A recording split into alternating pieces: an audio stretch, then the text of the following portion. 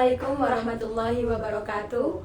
Perkenalkan, saya Aulia Nur Hamida, nomor induk mahasiswa 040201210228, dan rekan saya Diva Khairunisa Nur Fatoni, nomor induk mahasiswa 0402012133.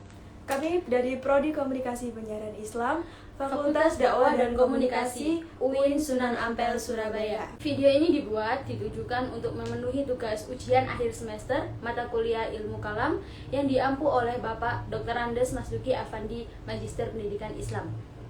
Di sini kami akan membahas tentang Islam Jamaah, yang mana kami akan mengulas atau mengambil informasi dari dua channel yang berbeda dan juga dengan pembahasan yang berbeda. Pada channel pertama yaitu channel ANB Channel dengan judul Mengapa Keluar dari Islam Jamaah. Dalam Islam Jamaah terdapat beberapa kitab-kitab yang dilarang oleh pengurus pusat untuk dipelajari secara terbuka. Jadi mereka itu ada larangan untuk mempelajari beberapa kitab. Salah satu kitabnya adalah Masail Jahiliyah. Narasumber mengatakan bahwa pada kitab Masail Jahiliyah ini tentang sikap-sikap jahiliyah atau perilaku-perilaku jahiliyah. Jadi channel ini tuh membahas tentang alasan kenapa kedua orang ini, jadi beliau-beliau ini kenapa keluar dari Islam Jamaah, dan rata-rata alasannya itu sama karena mereka dilarang untuk mempelajari kitab-kitab yang memang dilarang oleh Islam Jamaah. Jadi ada beberapa kitab yang memang dilarang untuk dipelajari. Jadi mereka itu seperti mencari informasi di luar ajaran, atau bukan ajaran, di luar kajian yang dilakukan oleh Islam Jamaah. Salah satu kitab yang digunakan salah satu kitab yang dipelajari adalah tentang Masail Jahiliyah, yaitu tentang sikap-sikap jahiliyah atau adat-adat pada masa jahiliyah. Nah, salah satu dari beliau itu menganggap bahwa sikap-sikap yang ada dalam kitab tersebut itu sesuai, ada yang sesuai dengan Jokam atau Islam Jamaah. Jadi beliau itu merasa kok ada yang berbeda, kok ada ajaran yang seharusnya tidak sesuai tapi malah dilakukan di Islam Jamaah.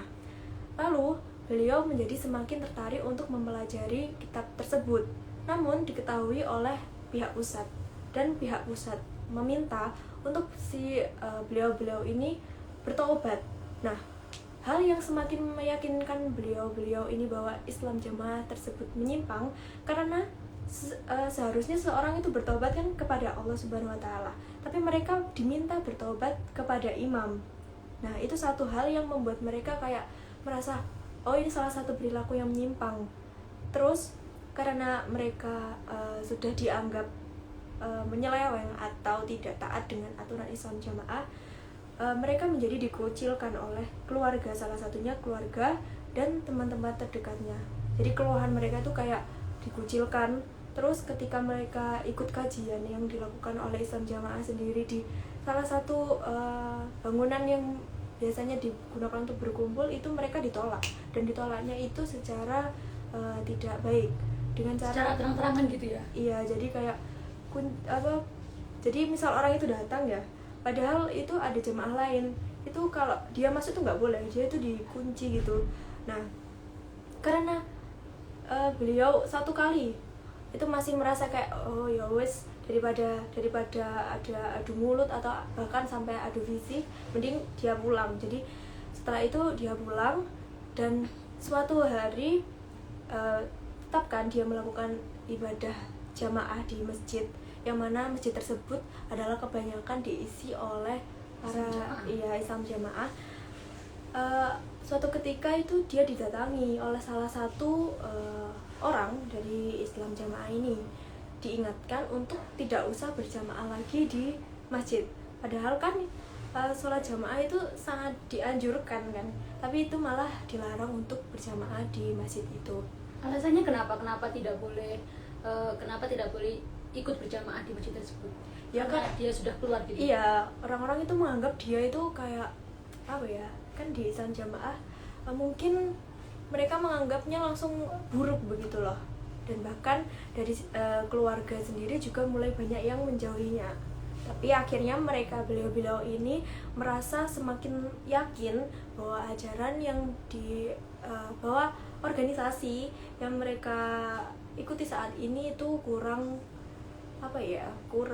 menunjukkan mereka ke jalan yang lebih benar, malah membuat mereka merasa terbatasi karena tidak bisa mempelajari ilmu-ilmu yang lainnya seperti kitab-kitab tadi.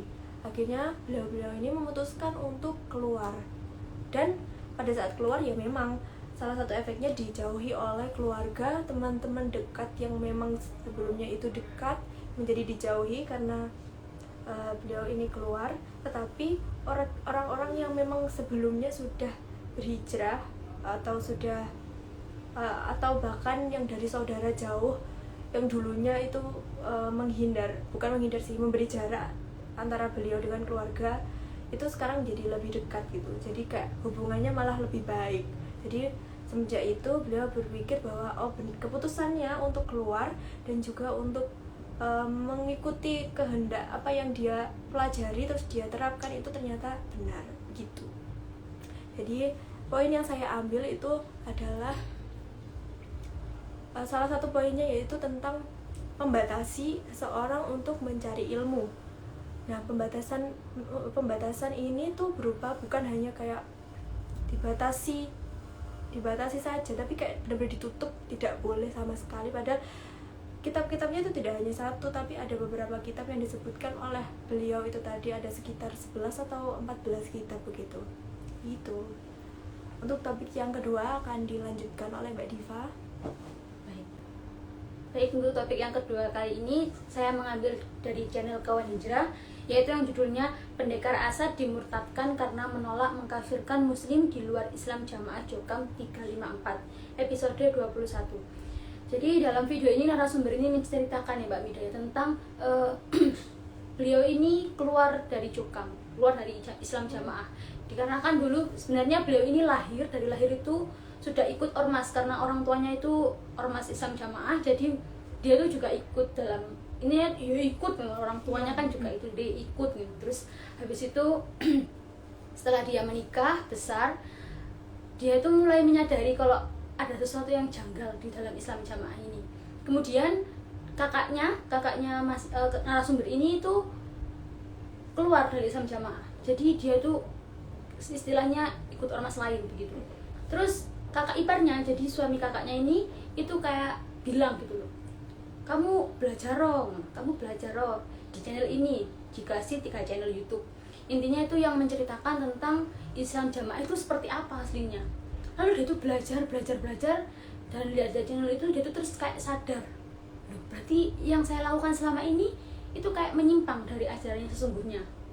Contohnya begini, dalam video tersebut narasumber ini menceritakan bahwasanya sholat jamaah di belakang imam yang bukan Islam Jamaah, yang bukan dari Islam Jamaah, itu sholatnya tidak sah. Sedangkan dalam kitab-kitab maupun syarat-syarat yang kita tahu tidak ada kan syarat seperti itu. Ini rukun itu cuma dari niat sampai salam. Lalu juga syarat-syarat sholat itu cuma suci dari hadas, terus suci dari najis, menghadap kiblat, menutup aurat. Jadi tidak ada istilah imam itu bagaimana, itu tidak ada kan. Terus lalu ada lagi yang sedikit menurut saya itu menyimpang, yaitu dari ajaran Islam Jamaah ini menurut narasumber, menikah dengan orang yang selain Islam Jamaah itu seperti menikah dengan hewan, dengan binatang seperti babi atau anjing begitu. Mohon maaf ya ini. Terus lalu sedangkan dalam Islam sendiri kan sudah diatur ya syarat dan rukun nikah itu tidak ada yang seperti itu gitu. Bahkan di ayat Al-Quran aja cuma disebutkan bahwa seperti di Al-Baqarah ya, seperti di surat Al-Baqarah itu disebutkan bahwasanya laki-laki muslim tidak boleh menikahi perempuan musyrik atau perempuan non-muslim. Begitu juga sebaliknya, perempuan musyrik tidak boleh menikahi laki-laki muslim. Hamba sahaya atau budak itu lebih baik daripada laki-laki maupun perempuan non-muslim gitu.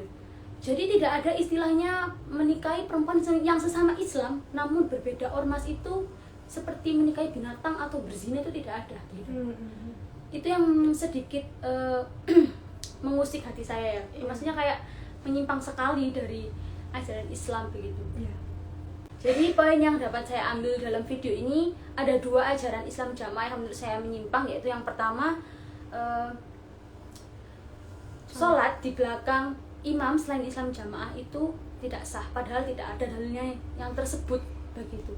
Lalu yang kedua adalah menikahi perempuan selain Islam jamaah itu sama dengan menikahi binatang, sedangkan kita ini kodratnya perempuan dan Islam, jadi sah-sah saja tetap menikah untuk meskipun itu dari selain Islam jamaah begitu. Cukup sekian yang dapat kami sampaikan, kurang lebihnya kami mohon maaf. Apabila ada kekeliruan atau kritik dan saran yang ingin kalian sampaikan kepada kami, silakan berkomentar di kolom komentar, tentunya dengan bahasa yang baik dan sopan. Mohon maaf atas kurang lebihnya. Terima kasih. Wassalamualaikum warahmatullahi wabarakatuh.